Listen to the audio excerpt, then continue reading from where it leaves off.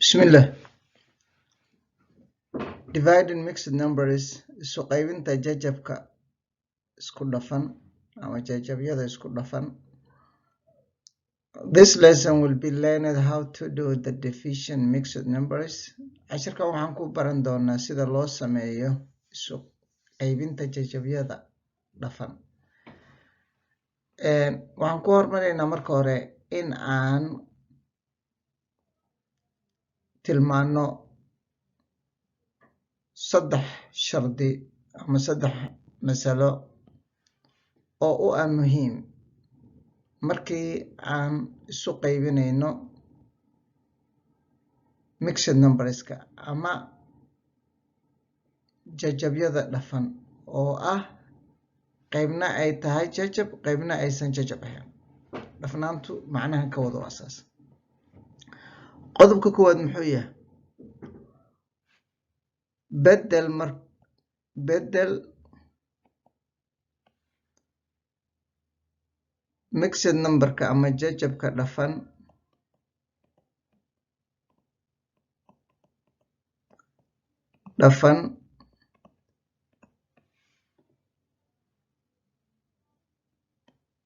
bedel jajabka dhafan oo u bedel jajab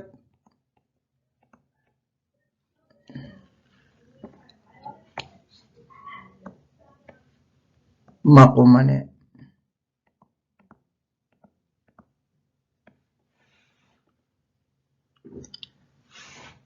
Qodobka labaad,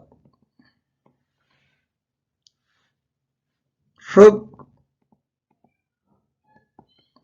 qaybshaha. Hore waxaan u soo barnay erey aan dhahaynay haddii aan dib u xasuusano bedel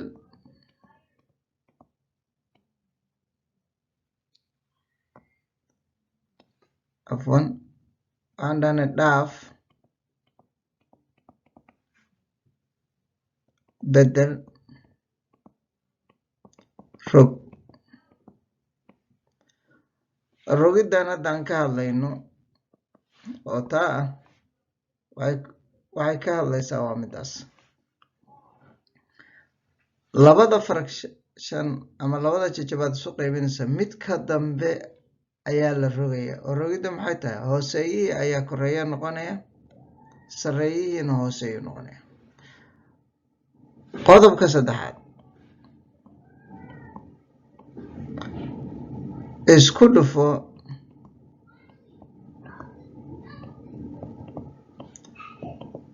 labada jajab ee maqumane ee kuu soo baxay. Marka waxaan u baahnaa saddexdaa fikrad in aynu marka hore aynu naqaan intaanaan tallaabo ku dhaqan. Maxay tahay midda koowaad? Bedel jajabka dhafan oo u bedel jajab maqumane. Waan samayn doonaa tusaalahan ku arki doono. Markaan bedelna labadii jajab oo aan ka dhignaa jajab maqumane, haddana waxaan samaynaynaa midka midigta xiga oo qaybshaha ah baan rogaynaa oo hooseeyihiisan sareeya ka dhigana. Kadibna waxaan samaynaynaa tallaabada ugu dambeysa oo sareeyaashaan isku dhufanaynaa, hooseyaashaan oo isku dhufanaynaa, waana fududaynaynaa. Marka fududee haddii loo baahan yahay.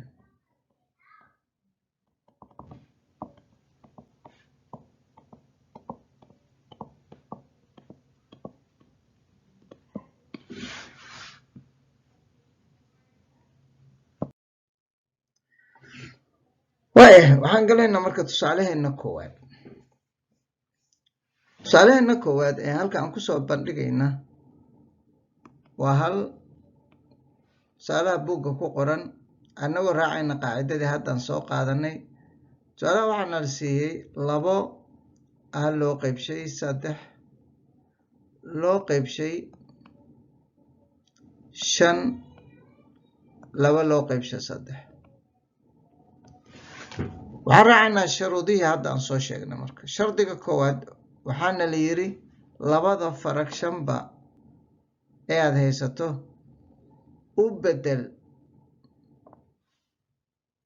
bedel baana la yiri oo improper fraction improper u bedel. marka shardiga koowaad wuxuu ahaa bedel jajabka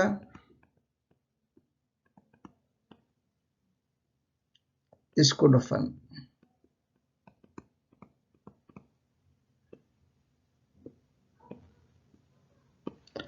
jajabka isku dhafan hadda waxaa hayaa waa isku dhafan yahay, midna waa qayb jajaba, midna waa number caadi u taagan.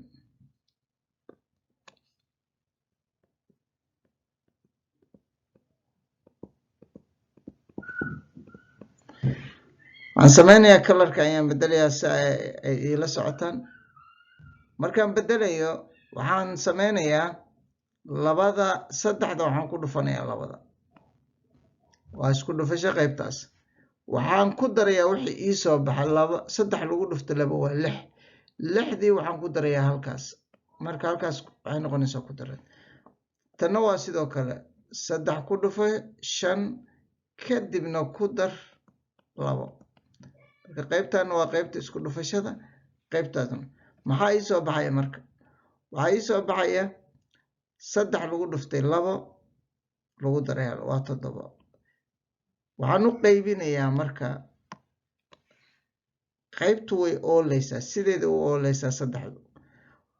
3 lagu dhuftay 2 lagu daray waa 7 loo qaybshay 3. calaamadii qaybta sideeda u dhiganayaa. halkan waxaa hayaa 3 lagu dhuftay 5 lagu daray 2. 3 lagu dhuftay 5 waa 15 lagu daray 2 waa 17 loo qayb 3. waxaan sameeyey marka hadda qaybteydii labaad ayaan aadayaa oo waxaan sameynayaa tallaabadan xigtay oo la yiri rog qaybshaha. rog qaybshaha.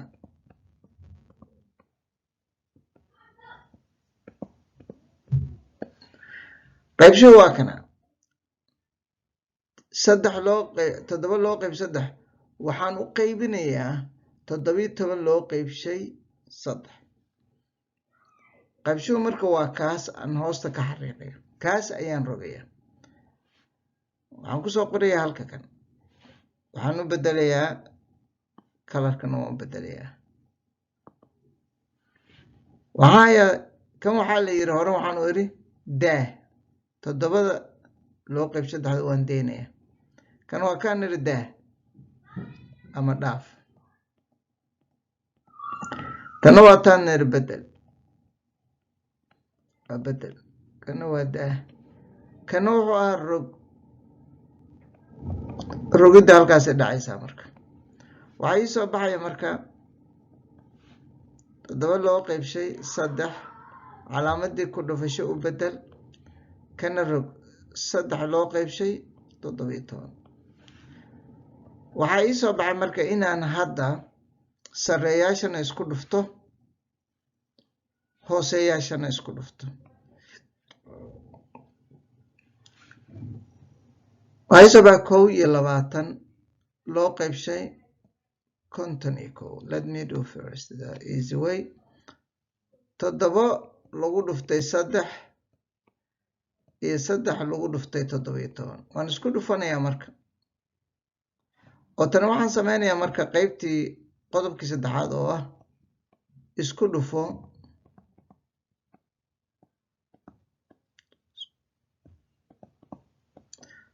sareeyaasha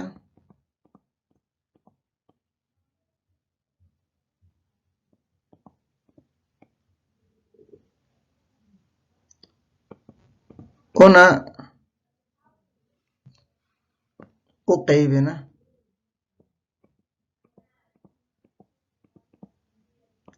hooseyaasha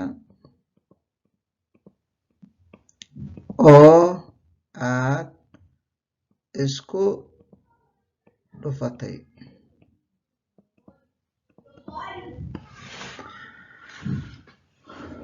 waaya sareeyaasha waa isku dhufanay, hooseyaashana waa isku dhufanay. maxaa inooga soo baxay marka? waxaa inooga soo baxay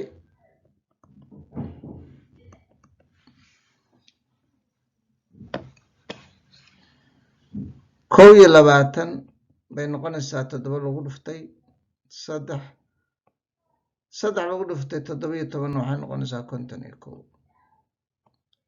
waa fududeyn karaa number u qaybsan labadaba waan haya waa 3. waxaan leeyahay marka 21 loo qaybshay 3 iyo 51 loo qaybshay 3. sababtoo shardigeena waxaa ku jiray 3aad haddii la fududeyn karo fududee. waxay noqonaysaa marka waa 7 loo qaybshay 17. 53 loo qaybshay waa 17 because markii hore waa 3 baan ku dhuftay korna 3 baan ku dhuftay saasa 21 ku hel. jawaabteeda kama dambaysta ah halkaasay ku egto.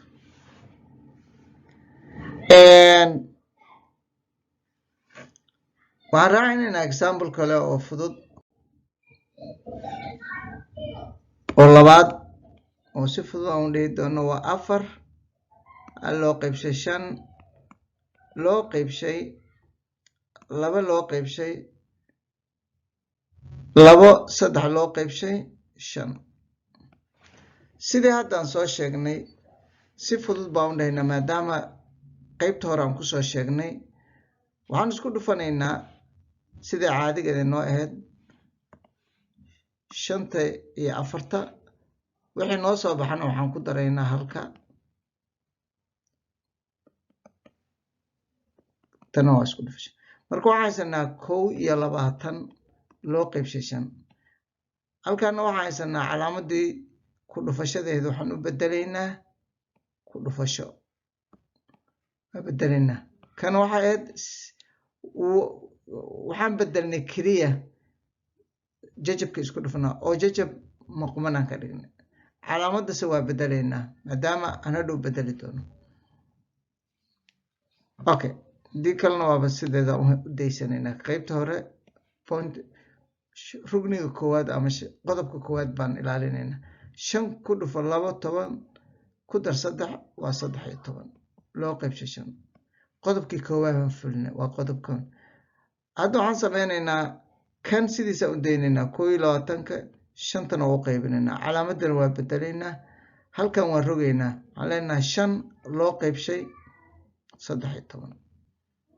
waxaa inoo soo baxaya marka inaan 5 isku dhufano. waxaan rabaa marka meesha inaan wax yar ku xisaabo sababtoo markii hore wax yar aan dhaqaaqnaba. waxaa fiican inaan fududeynta barano. fududeyntu laba hab waa loo sameeyaa.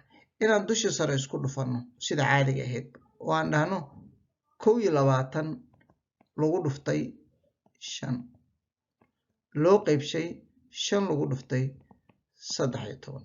maxaa ii soo baxaya? kor waxaa ii soo baxaya 105. hoosna maxaa ii soo baxaya? hoosna waxaa ii soo baxaysa 65. waxaan sameynayaa marka inaan kor iyo hoosba u qaybsho number aan helayo waana 5 labada number. kas labada dhinacba 5 baa ku jirta. 5 halkan waa ku jirtaa 5 kan kale waa ku jirtaa. markaan 5 u qaybsho maxaa ii soo baxaya? waxaa ii soo baxaya waxaa ii soo baxaya markaan 5 u qaybsho labadaba waxaa ii soo baxay 21 loo qaybshay 13. waa inaan sii fududeeyaa marka oo maxaan dhahayaa? waxaan leeyahay 21 loo qaybshay 13 waxaan u qaybin karaa waxba uma qaybin kara laakiin waxaan leeyahay waa si simplify gareyn karaa maadaama aan qaybin karin. meeqasa waxaan u qorayaa simple form mixed ah. waxaa meeqa ku jirta 13 21 meeqa 13 baa ku jirta. waxaa ku jira hal baa ku jira. maxaa haraan noqonaya marka su'aasha? dan 13 ka saaro 21 waa meeqa waa 8 baharaan noqonaysa 13 halkaas aan dhiganaya sidaas aan qoraya waxaan rabaa marka halka inaan ku cabiro wax yar oo color kale oo aan isleeyahay cagaarka ku qurux badan inaan dhigo xisaabta markaan marayay halkaan ka qabanaya markaan marayay 21 loo qaybshay 5 lagu dhuftay 5 loo qaybshay 13 halkaan markaan marayay anoon talaabadan isku dhufashada qaadin baan fududeynta ka bilaabi karaa oo see u fududeynaya waxaan arkaa 5 iyo 5 5tan iyo 5tan way soo kansala way soo bixinaya oo 5 u qaybi halkan waxa iga soo haraya 5 u qaybi hadan 5 u qaybsho waa hal tanna hadan 5 u qaybsho waa hal labada 5 way soo tuuri karaa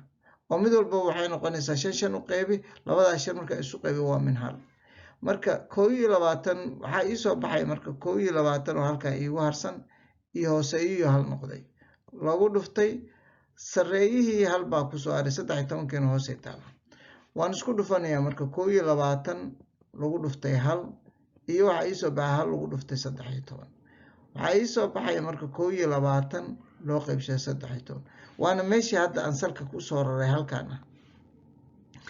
waa fududeyn karaa marka waxaan leeyahay meeqa 13 baa ku jirta 21 waa hal haraaguna waa 8 qaybshowna sidiisu u ooleeyaa halkaas marka waxaan ku istaajinayaa casharkii 11aad ee hadda aan baranaynay ee noogu saabsanaa marka sidee la isugu qaybinayaa